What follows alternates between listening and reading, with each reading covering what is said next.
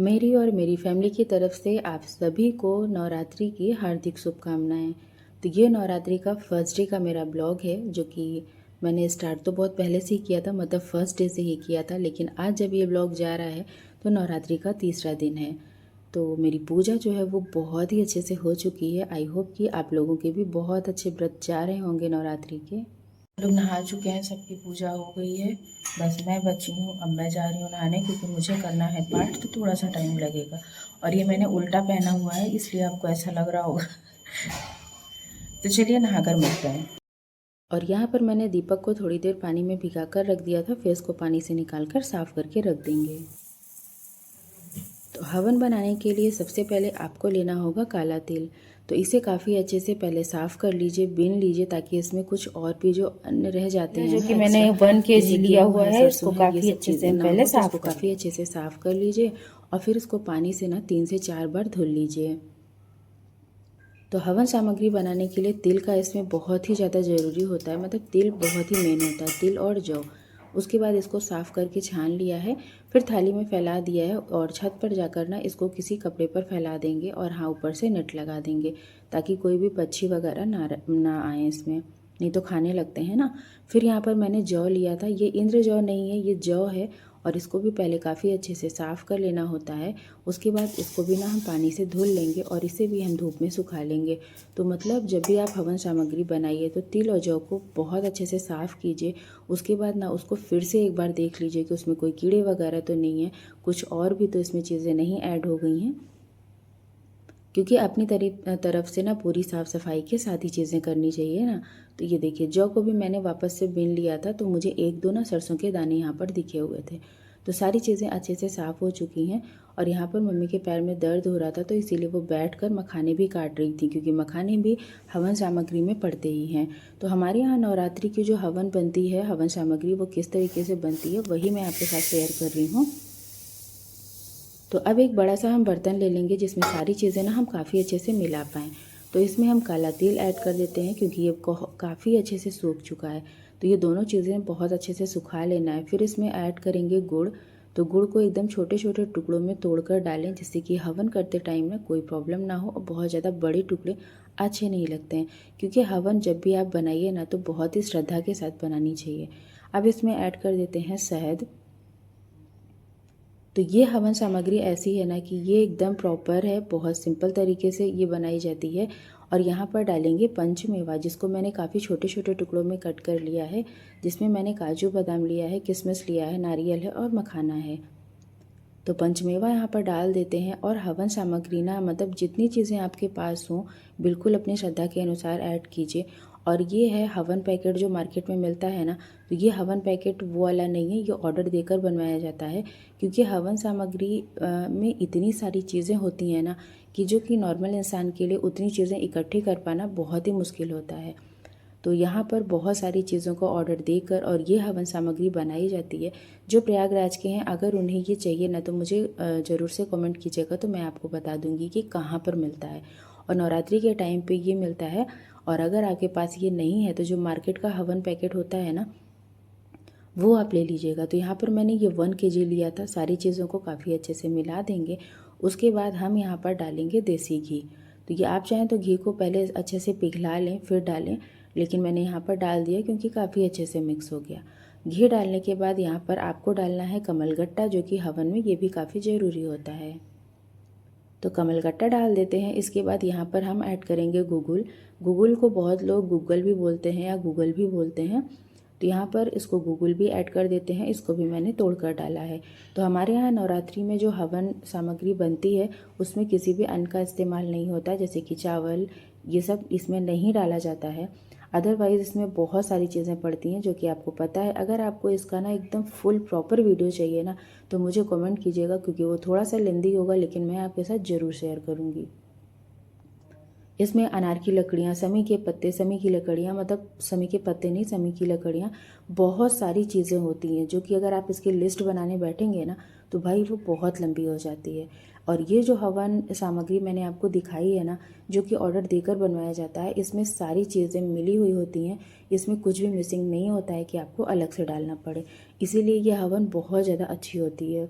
और इसकी जो खुशबू होती है ना वो बहुत अच्छी लगती है। मतलब ऐसा लगता है ना कि बहुत पॉजिटिव वाइब्स आपको खुद आने लगती है। मतलब जब नवरात्रि का दिन ही ऐसा होता है ना कि घर का माहौल बहुत अच्छा हो जाता है। तो ये लीजिए, हमारी हवन सामग्री तो बनकर तैयार है, जो कि हमारे यहाँ नवरात्रि में जैसे बनाई जाती है वो तरीका मैंने आपके साथ शेयर किया है।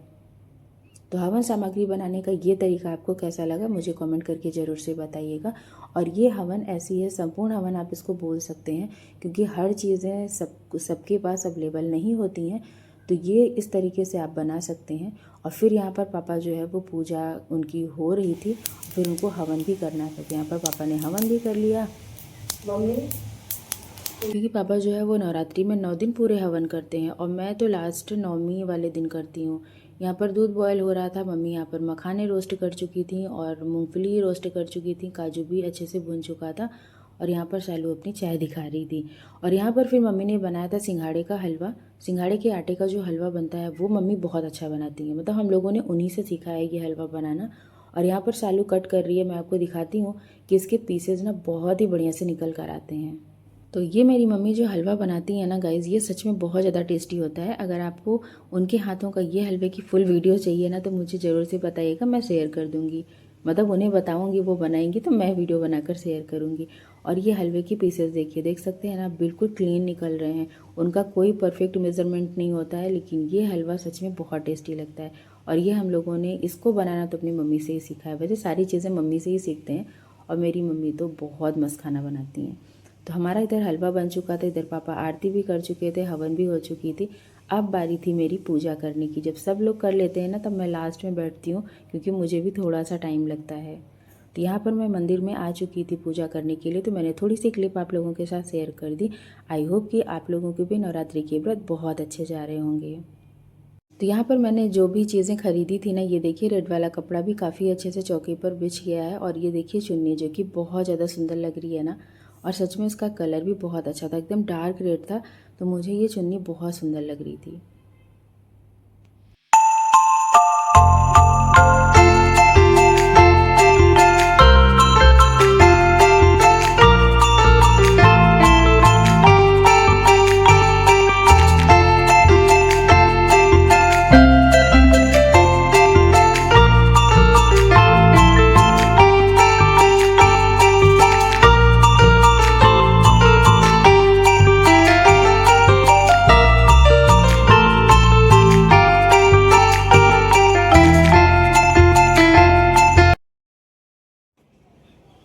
तो फाइनली मेरी पूजा हो गई है। और मैं आज मेरा चंदन यहाँ ऐसे क्यों लग गया यार।